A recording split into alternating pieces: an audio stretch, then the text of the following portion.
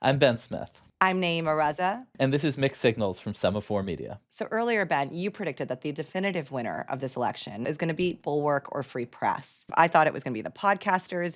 And yet, in recent weeks, we're both wrong. It seems to be Fox News. Incredible, right? Like demonized, sort of in a dying business, subject of massive lawsuits. And yet, Fox News is the place where you can find Kamala Harris, Tim Walz, JD Vance, and Donald Trump on any given evening. Yeah, the only place where you can get all four of these candidates, the place where everyone's showing up to court. The ratings are up. The stock price of News Corp is up. They had no debate, but they had more views on the ABC debate than other networks. They've had, the Kamala Harris interview with Brett Baier, spectacular ratings that could make even Joe Rogan jealous. God, did we just cut an ad for Fox News? Oh, no. Today, we're going to unpack what that means for the election and really what makes the machine work. It has been the subject of so much of television, of Hollywood, the film Bombshell, the show Succession. There's all this kind of the representation of Fox News in the media. We want to understand how much of that is a meme, how much of that is a mirror, like what's actually going on inside the business. And you found a great Fox insider who's going to talk to us about this, Nate Fredman. Explain who Nate is. Yeah, Nate Fredman spent 16 years at Fox. He ran Bill O'Reilly's show. He ran The Five. He's always an interesting person to talk to because he understands the place as a company, as a workplace, as a place with a business strategy that's trying to get ratings, that's often pretty distant from the portrayals that we all run into. Someone who can really take us on the inside. All of that after the break. Okay, so let's talk about the Fox News resurgence and what that means for media, and most importantly, or immediately, for this election between Kamala Harris and Donald Trump. This week, Max Tani had a great piece on this with the headline, How Democrats Are Helping Restore Fox News to Cable Dominance. Yeah, I mean, I think it's an incredible story. Fox, which I think people like me write about media have started to see as a declining institution, right? The cable news is in decline, television's in decline. They were the subject of these massive defamation lawsuits by Dominion and another voting machine company after the 2020 election. And they had their biggest star, Tucker Carlson, leave. And yet, right now, you see that they are the central media sort of force in this election. They're the only place you're going to find Donald Trump, JD Vance, Tim Walz, and Kamala Harris. And that's a kind of head snapping shift. Talk a little bit about that piece and, importantly, the role Democrats are playing. Yeah, I mean, one of the really interesting things about Max's reporting is how eager Kamala Harris and Tim Walz are to be on that network. Fox wanted to host a debate, and what Max reported was Harris was preparing to accept it. When Donald Trump walked away, he's also got a great detail of this Harris aide, Ian Sams, volunteering to go on the network whenever they want, to the point that he's getting turned down. I mean, it's just very unusual and a mark of their kind of enduring power. And a mark of a democratic shift in strategy, because the history here is that obviously since the Clinton days, the quote, vast right wing conspiracy, definitely during the Obama era, and certainly during Biden era, there has been this massive rift between Democrats and Fox News, and sometimes a rift between Trump and Fox News even. And yet this moment feels really different. And a person who was kind of ahead of that curve was someone like Pete Buttigieg, who said, Here's a sentence I never thought I'd hear myself saying. I'm Pete Buttigieg, and you might recognize me from Fox News. People like Gavin Newsom see surrogates that have been testing the waters of Fox News for a while. But it is interesting to see, Kamala Harris show up there for this Brett Baier interview. And how did you think that went down last week? And what do you think the news cycle has moved to this week, Ben? It's a shift in Democratic strategy away from a kind of purity testing in which if you talk to the enemy, that sort of compromises you, toward an environment where Democrats like it if you go into the lion's den and take on the enemy. By the way, they still see Fox as the enemy. I don't think there's some kind of détente. I think they Right. really loathe Fox, its talent, its owners. When we were thinking about who to bring in for this conversation, I sent you this Washington Post article that had an org chart of the most important people at Fox News. And it has, And they couldn't find photographs, right, of half the people. and to some extent, they're also in the media. They had their decision desk leader who you've interviewed before. They roll that guy out once every 4 years to give an interview about because they're very proud that they are actually getting the election right seriously Mhm. until their audience doesn't like that, and then they change their minds. But, so there's a little bit of talk across the media divide happening right now in the run up to this election. But it's really hard for us to find somebody at Fox News to talk to us. If you ask for anyone at Fox News, you have to make an ask to Irina. Yeah, great friend of the working press. No, they have a notoriously combative press office that yells at reporters and really, really manages their own talent and their staff's interaction with journalists very carefully, and is very hostile Yeah. to the idea of kind of having open conversations with their people, which, by the way, is true of a lot of big corporations. On the other side, you have people who leave Fox News and are willing to talk to you, but again, sometimes they have an axe to grind. So we were really looking for somebody who was neither the one nor the other, not someone, who would propagandize, but also not somebody who would want to kind of slam the place, and came up with Nate Fredman. Yeah, very senior producer there for a long time, who I just think has a very deep kind of textural understanding of how the place works and why they do what they do. So without further ado, let's bring on Nate.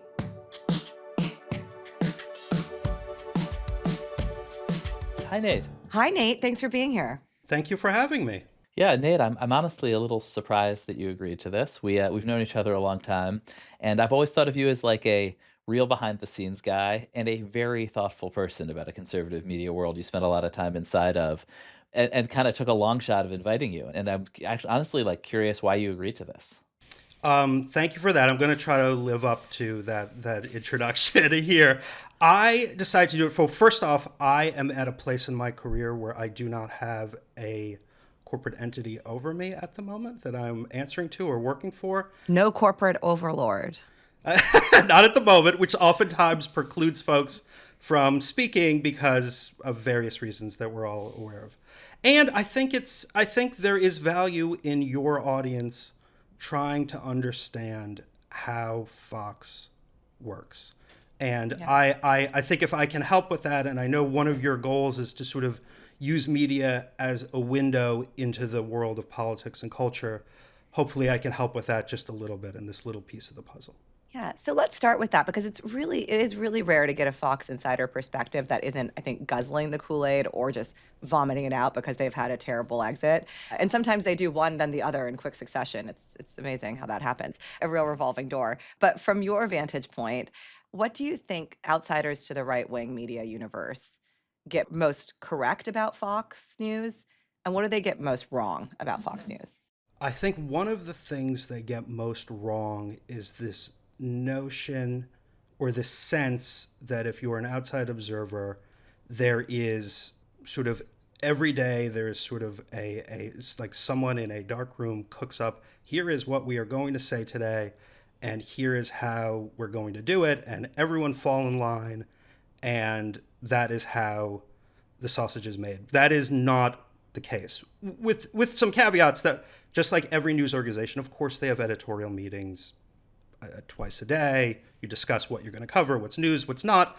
But there is not some grand wizard behind the curtain saying, this is what we're going to do, and this is how we're going to do it. I think what people get right about it is, I think folks who are critics of Fox have this reaction to when they either see it or see clips where they feel an emotional reaction to what's going on, and that they're getting right, because that is what Fox is doing. Fox is sort of very good at tapping into folks' emotions. By the way, both people who agree or disagree.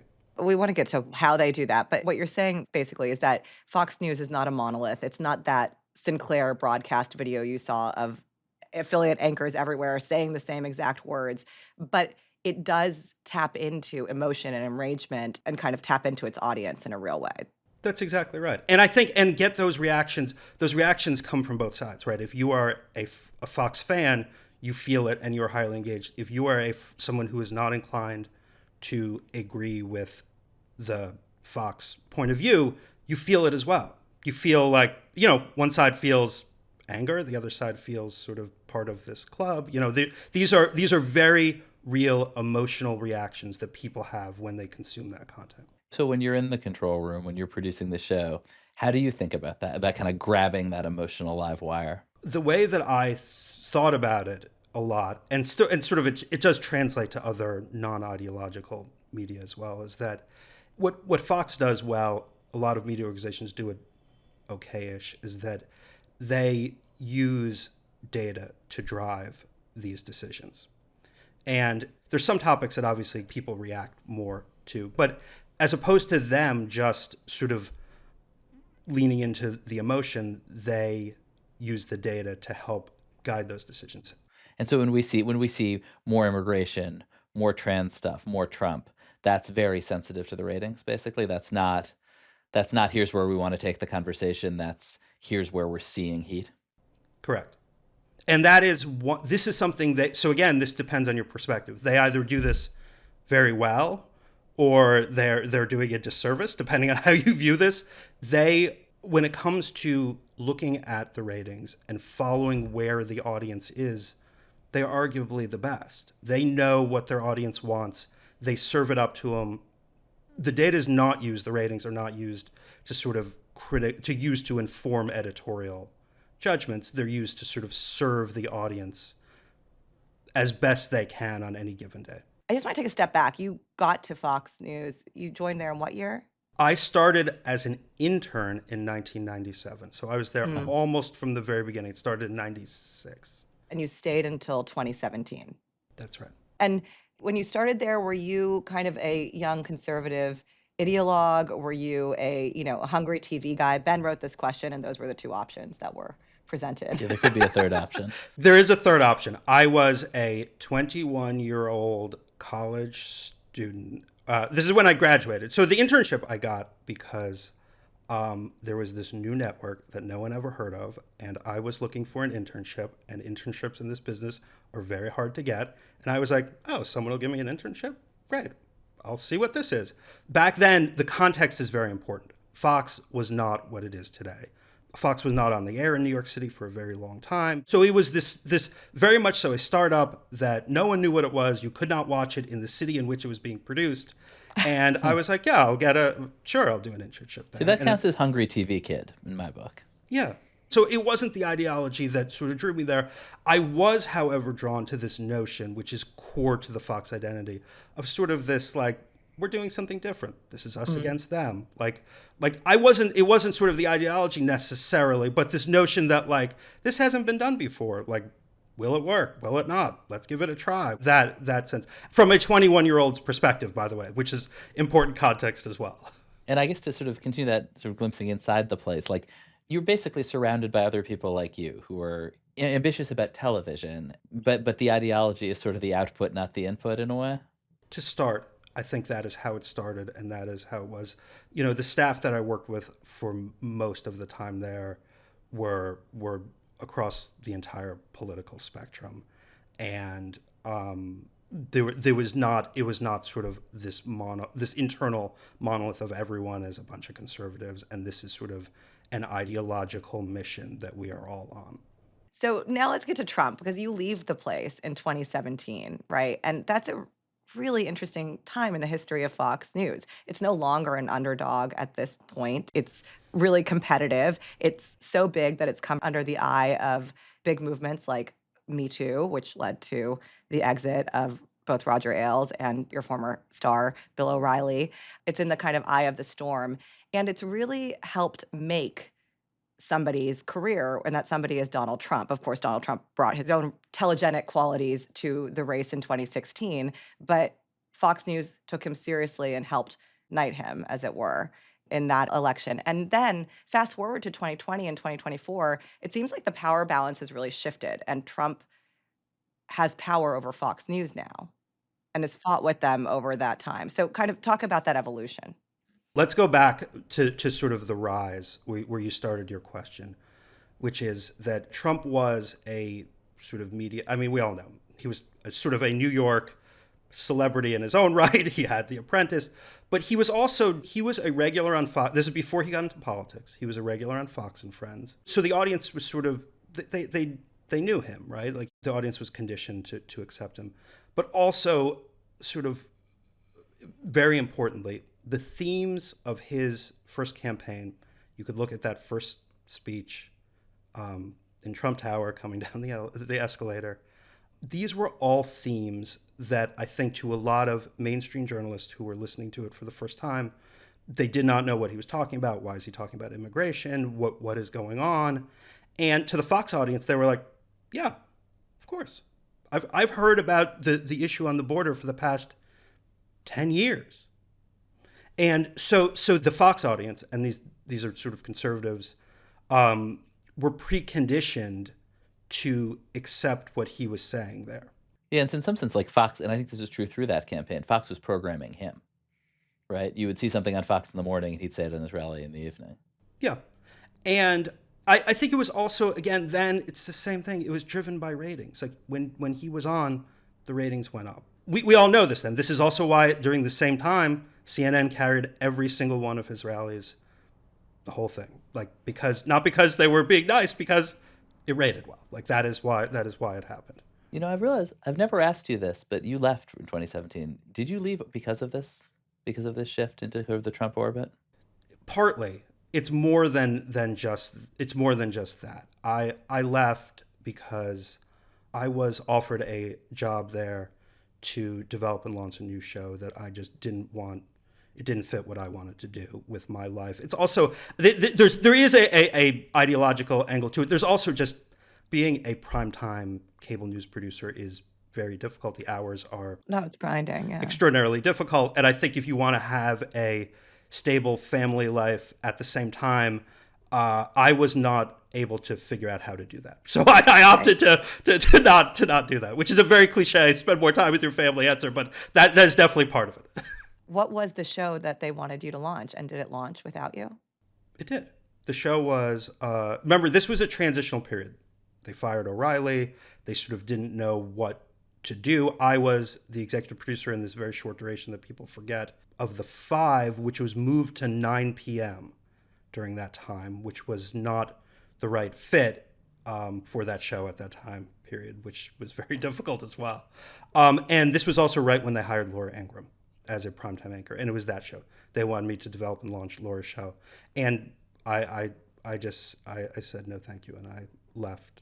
Because of the personality involved? Because of a multitude of factors. That combined with the fact that like launching a cable news show in that moment in time, in prime time, is extraordinarily difficult, and I did not want to do it at that point. Interesting. And now, of course, The 5 is on at 5, a much more appropriate time. And it's the #1 show for Fox News across demos. It's got, I think, over 3 million viewers in September. It's also, I think, top 5 in the coveted demo of young viewers. Recently, it's Fox's #1 show. And so I guess just to get back, like there's this era where, right, Trump is just essentially reading Fox News chirons out loud at his rallies. And now what you read is occasional anonymous, Rupert Murdoch is telling people he secretly hates Donald Trump, but can't do anything about it. And a sense that if for some period Fox was programming Trump, that power dynamic seems to have shifted. And I'm curious, like, what you observe there. So it's interesting the way you put that, the power dynamic shifted. I don't know if it's shifted. I don't know if we know if it's shifted. What I do know is that, going back to what I said, Fox is driven by their audience and not the other way around. But you said we don't know the power dynamics, but we kind of do know, because there has been this lawsuit, the Dominion lawsuit, which gave us you maybe all knew all this because you were inside the machine, that you probably weren't inside Rupert Murdoch's inbox or Tucker Carlson's text messages. And you're right, it was about the audience, but that audience was very much in Trump's corner. And so therefore the power went from this beneficial relationship to Rupert Murdoch wanted out of this marriage and many others, and yet he couldn't get out of this one. I think it's interesting the way you put it. Yes, I see it just slightly differently in that this wasn't Trump driving it. This was actually the audience driving it. And Dominion gives you great insight into that. That if you look at the discovery from the Dominion lawsuit, you can see that, I think in hindsight it's clear, even at the time it was probably clear, internally at Fox, they made very poor judgment that Newsmax was going to eclipse them. So that everything that sort of happened with what got them into trouble with Dominion and Smartmatic to come was sort of predicated on this internally they were very worried that their ratings were going down, and at the same time Newsmax was going up. Newsmax is obviously another conservative network that is one of their competitors. So that's the way I see it. I don't see it as them sort of saying, oh, we need to be all in on Trump. Like, I don't see it that way. I could be wrong. I see them as saying, look, our audience is fleeing. We need to fix that problem. Again, I think the other point that's important is it was poor judgment. Like, I think anyone who has consumed sort of Newsmax knows I don't think Newsmax was a substantial or significant threat to their business. I want to talk about the business of why the audience drives the train here, and because it's not just about the ratings, it's also about carriage fees, I think. But what you're saying is that it's not that the tail was wagging the dog and the tail was Donald Trump and the dog was Fox News. You're saying the tail was the audience, the dog is Donald Trump, and Fox News is the person, call it an owner, call it an employee of the dog that has to feed that dog. Yes, I think that's right. I also think if you were to take Donald Trump out of the equation and it were some other character, they again would go where the audience is. That is what they would do. And it's less about that personality. So, and when you're inside that machine, just to talk sort of mechanically about how the ratings things works, you're getting ratings in the morning, you're getting them after the show. What happens? Well, you're the EP of a show, you've got some talent making millions or tens of millions of dollars.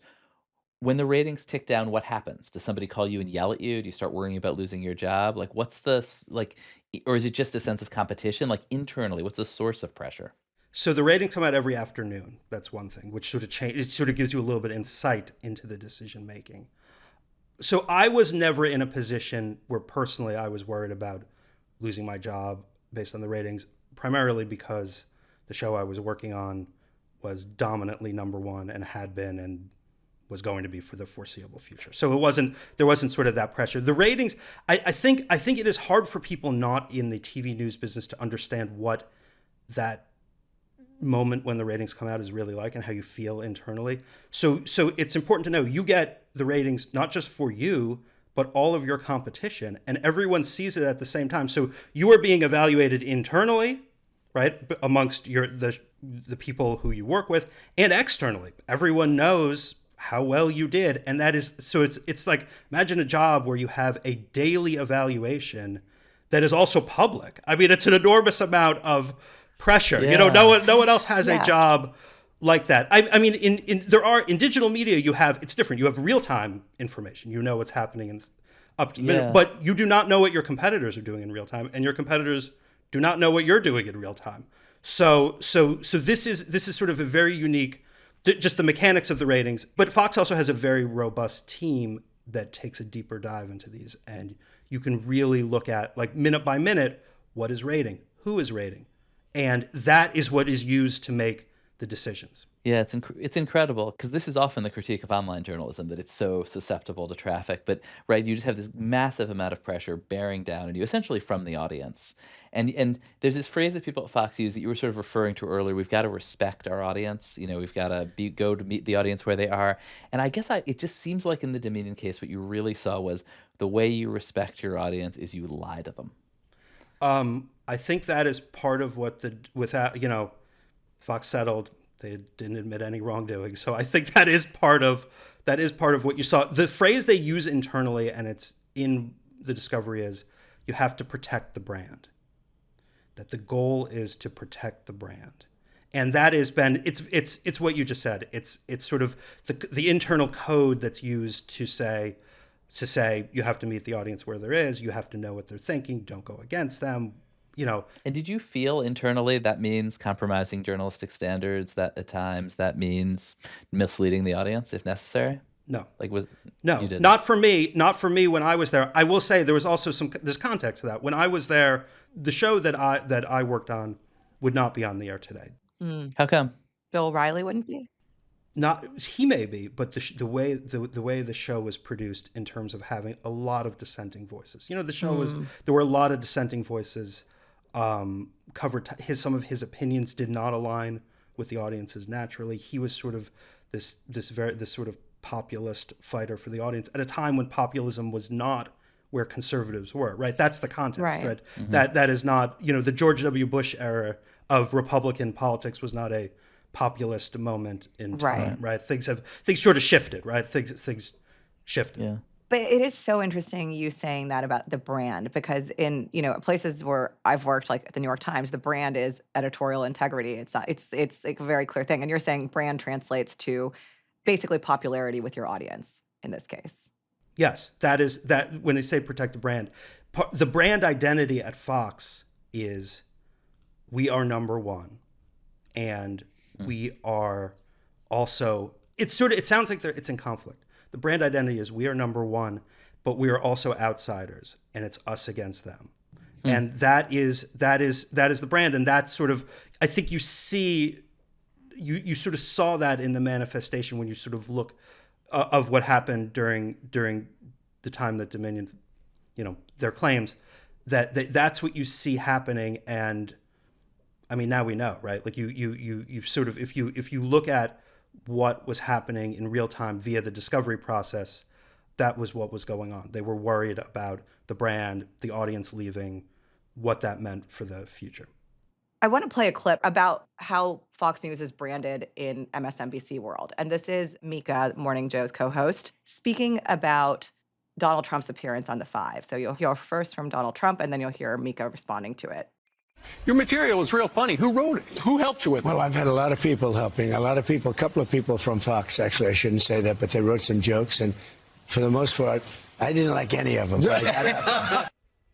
So in his little safe space there at Fox, he's surrounded by his friends and pretty much is allowed to do whatever he wants, even if it's defame somebody, maybe malign somebody, maybe put somebody in danger, which I want to talk about not just Donald Trump's threats, but the media entities like Fox News that bend to his will.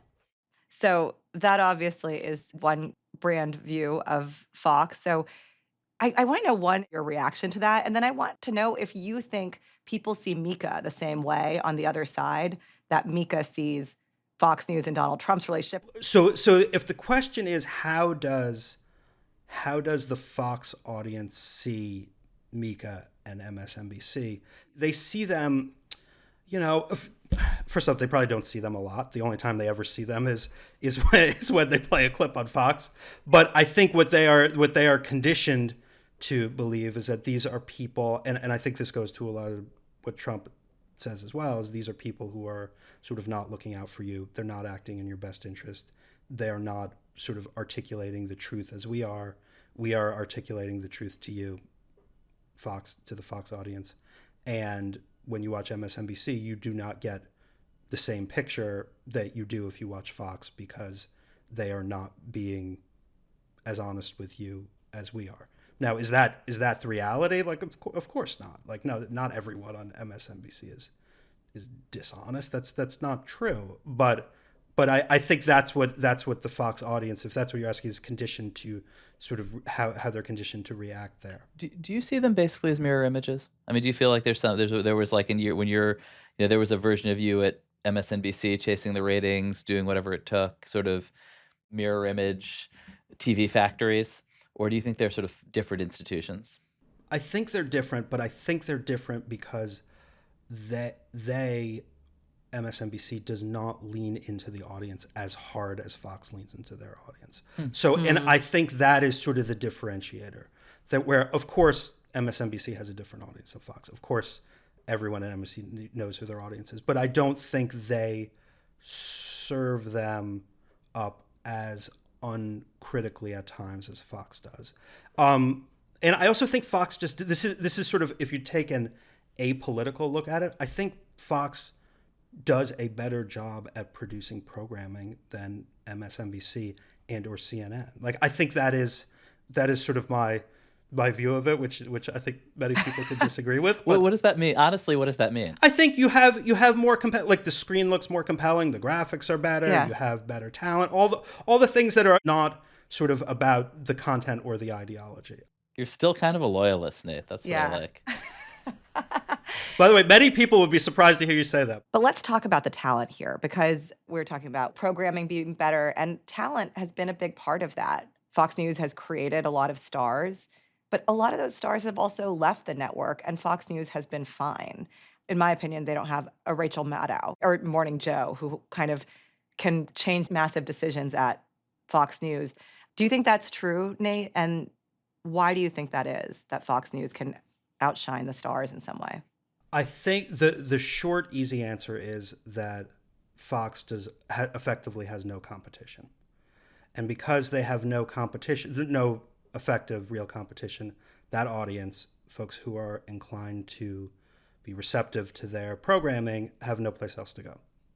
So they will watch Fox, and the talent doesn't matter as much as I think people presumed it to matter pre O'Reilly leaving, Megyn Kelly leaving, Tucker Carlson leaving. Yeah, I mean, Tucker really was one of those people presuming, I think. Why don't you think people followed him? I mean, even like older people now can use the internet, can download an app, can figure out how to find Tucker, but clearly he just does not seem to really have dented Fox and is building a platform, but not on the scale of the one he had.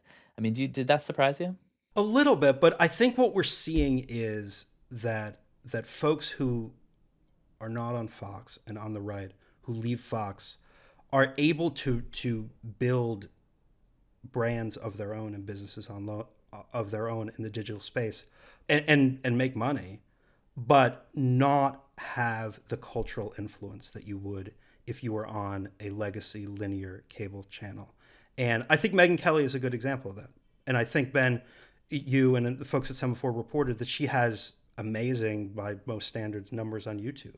And that's a real business. But you are not a part of the culture yet, right? That this may change, but yet that someone who occupies the 8 p.m., 9 p.m., 10 p.m. hour on a legacy linear cable network. Speaking of taking audience and where you can take your audience, Democrats are now effectively clamoring to be on Fox News. I think from January to August, it was reported that Democratic hits on Fox News were up something like 41%. Ratings go up for Fox News during that time. They think it's a place they can court and effectively win undecided voters. Given how the machine works and who it works for, can they actually, you think? It's complicated, right? So one thing, again, Ben's not gonna like when I say this. This is, again, like an apolitical assessment of how TV works. No, that's what's so interesting about this. Keep Yes. going. That when you are on TV and you are a guest, the host has the advantage, especially when it's in a debate. And they have the advantage because there is a time element. Only they know the time. It's very hard when you are a guest. You are usually not on set, you're alone, you're looking into a black hole. It's very difficult. So that's one element that you're sort of up against. The next is, I know Fox loves to talk about, they have like a third of their audience is Democrats, more Democrats watch them, or something along those lines, which I'm sure someone said that at some point, and that's what they go off of. It's like NPR and conservatives. Right. But I think the goal for Democrats going on, I would imagine, is sort of, on one level, try to convince some of the audience, which, I think we will probably all know the answer to that in a few weeks, how effective that was. But there's also value in getting the clips to socialize on the various platforms of you taking it to Fox, right? That's Right. That's a pretty effective strategy. So everybody wins. It's a little bit of WWE, everybody wins, everyone knows the game. And I think you saw that with the vice president's interview with Bret Baier a little bit. Like, her pushback to the clip that was played was sort of if you are a Democrat and a supporter of hers, like, you see that as like she took it to them. Like, she went in there and she showed them, and even if you didn't see the whole interview, you just saw that, and I know the campaign was trying to push that. There is value there in going on and doing that. Yeah, and going into Right. the lion's den. And I think so much of what I think about these days and what we write about is the sort of transition away from the death of cable, the explosion of digital outlets. And actually, Michael Wolff had a book out last year whose core argument is Fox is dying, the family is falling apart, the industry is falling apart. And yet, I feel like I've been covering Fox and Rupert Murdoch dying for my whole career. Is Fox dying? Are we going to be still having this conversation in 20 years? 20 years, I don't know. What I do know is the business is changing And the answer to that question will be, how successfully does Fox find alternative revenue streams? And so it's not, I don't see it as, it's not a left-right issue. It's a, how are they going to pivot? And so are you saying, like, will Fox exist in 20 years? Fox may exist in 20 years as like a video product and events company that is different than what it is today. And I'm curious whether it will be the central dominant conservative media outlet the way it is. I think it will be until there is real viable competition, of which there is not in this moment in time. Mm-hmm. That may change, right, as these digital entities rise, right? Yeah, I mean, Elon Musk, right, is probably the single biggest source. And it's also like their audience will die. Like, I disagree with you, Ben, that the average Fox viewer can go find Tucker. I just don't. I think that there are a lot of Fox News viewers I know who could not go and find him on Twitter and watch the thing. Very ageist, Nayeema. I know, sorry. To stay out of, I won't get involved in that debate, but I'll give you the numbers. In the first quarter of this year, Fox, the median age of Fox viewers was 69. Yeah, come on. For MS, it's 70, and for CNN, it's 67. So Fox News might die with broadcast unless it can reinvent itself to compete with a more fragmented distribution model in digital. But here, a question about 2024. In the next 4 to 10 to 20 years, is Fox News better off if Trump wins the election, or better off if he loses the election? Because it seems like the last 4 years have been good for them, despite the Dominion suit. I think the conventional wisdom is, if Trump wins, it's better for them. I think the reality is it doesn't really matter. And we can point to that, like you said, last 4 years were not so bad for him. Fox rose to prominence, just going back a little bit, not too much of a history lesson, during the Clinton impeachment. That is when, they were the ultimate outsider. They were sort of presenting this different take on that, when Republicans were not in power but had this sort of, thing to hold over a Democratic president. So to think that they won't do well is not accurate. Fox also, and this is an important part, Fox is much better than any of their competitors at driving a narrative and engaging their audience when there is not a big news event. They do that often by leaning into culture war stories. And I think you saw that the best examples recently were the Bud Light situation, where Bud Light hired a transgender activist to promote Bud Light, and Fox went all in on saying this is bad, and you, the audience, should not drink Bud Light, and it had a real discernible effect on Bud Light's business, right? It really made a difference. And to a little bit less of a degree, there's a similar situation with Target, where they were highlighting how Target had LGBTQ clothing, and Target acknowledged in one of their quarterly calls that this sort of attack from Fox had an impact on their business. So Fox is good at sort of, and better than any of their competitors at finding these stories that will engage their audience, and that when there are not big sort of tentpole news events. And we've seen that. And just I guess a final question, which is, it's what I like and find interesting about talking to you about this stuff is that you do see it from the inside. You understand they're more motivated by ratings than they are about anything else, about the sort of technical quality of what they're producing. But like the two stories you just described are, like you could argue about whether, marketing, Bud Light's marketing strategy or something, but ultimately are nonsense culture war stories that they inflamed to a huge degree for their own purposes in what I would say is a pretty cynical way.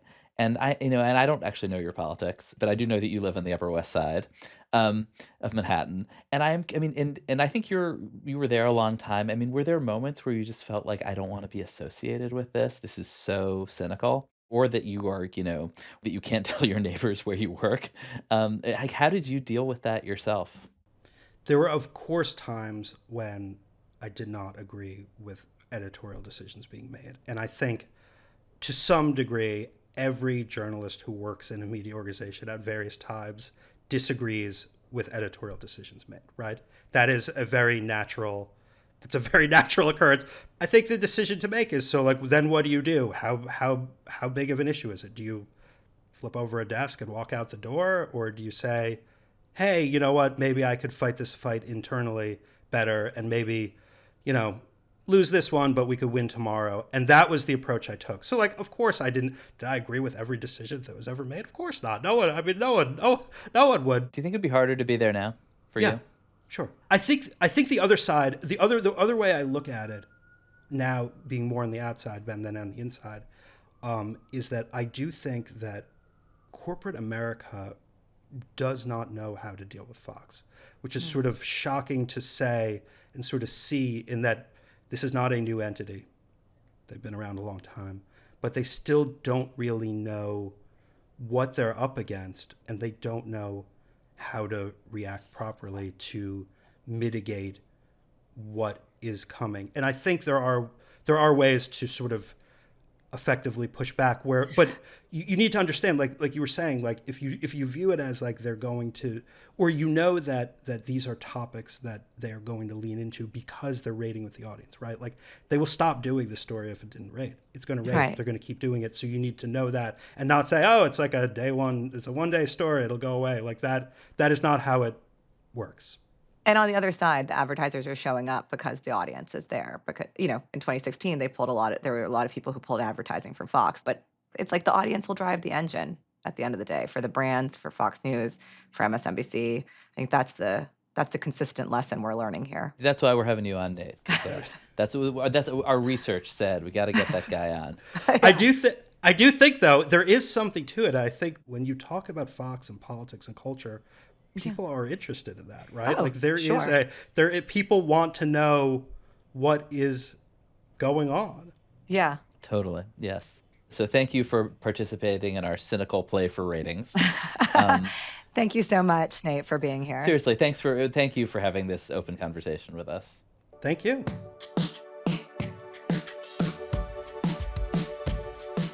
You're asking him if he was ashamed, Ben. Were you ever ashamed working at BuzzFeed?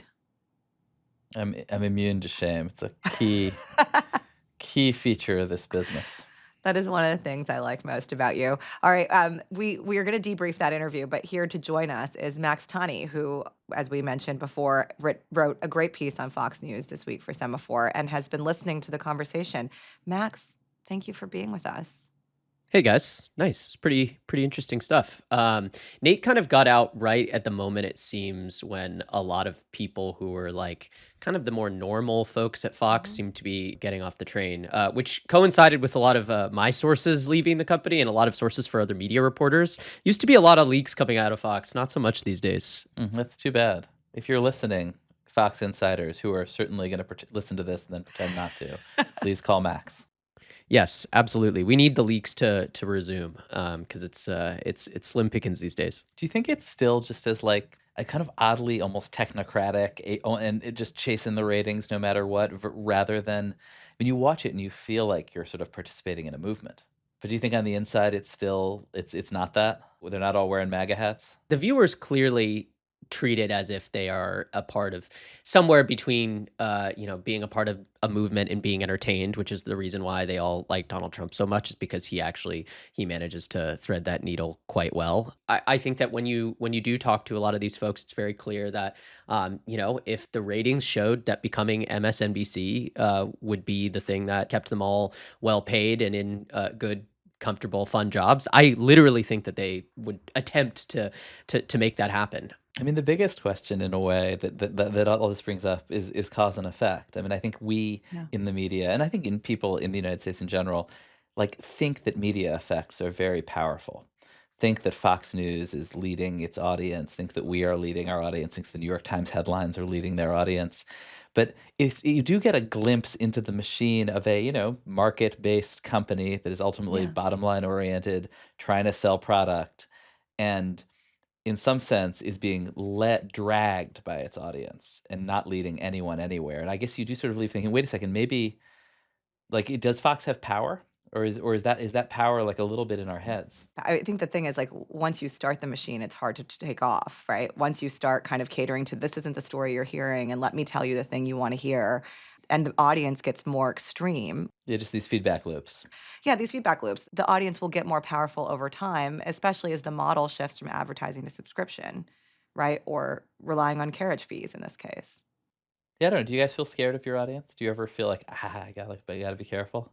You have to be scared of your audience a little bit. Yeah, as somebody in media, you have to be thinking about who your audience is, and if you totally disregard who those folks are, then you can put yourself in some really strange positions. You can find other audiences, and sometimes people respect the fact that you make breaks with your audiences. But Yeah. I think most smart people in media are very, very aware of who their audience is at all times. I think it's a really interesting question, though, Ben, the idea that is Fox actually as powerful at driving the narrative as it used to be, or are they just kind of catering to the whims of their viewers? It's really interesting that Nate brought up the examples of Bud Light and of Target, because it is very clear that in those cases, conservative media collectively really was able to kind of accomplish stuff. But in other ways, it wasn't able to push its viewers away from Trump. Neither of those started with Fox, by the way. They started with guys on Twitter getting mad. The New York Post. So the New York Post aggregating tweets to Fox. Yeah.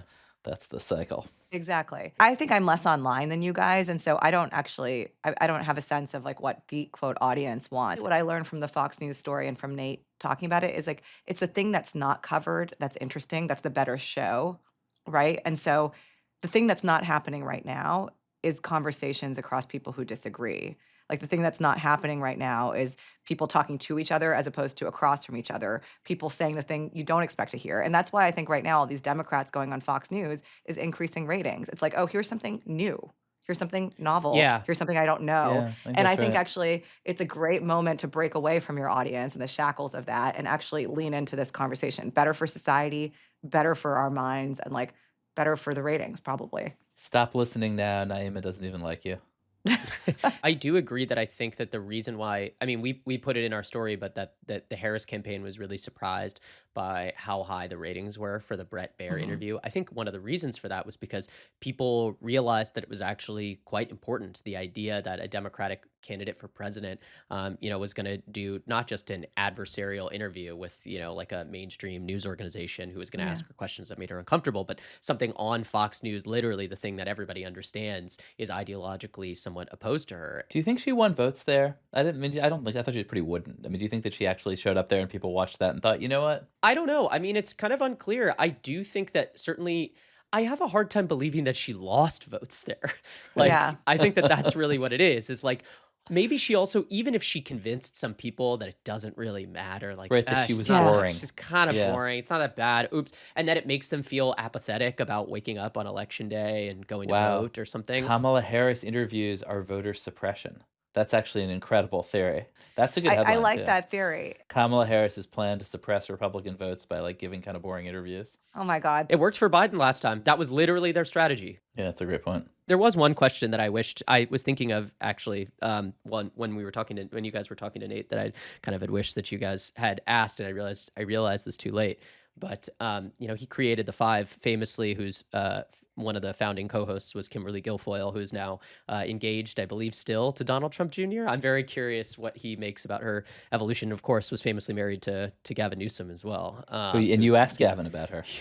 Yes, And exactly. he said something kind of bitchy, as I recall. I was shocked by the fact that he seemed to openly have disdain and be willing to express it for his ex-wife, and would be willing to express that to a total stranger, in this case me.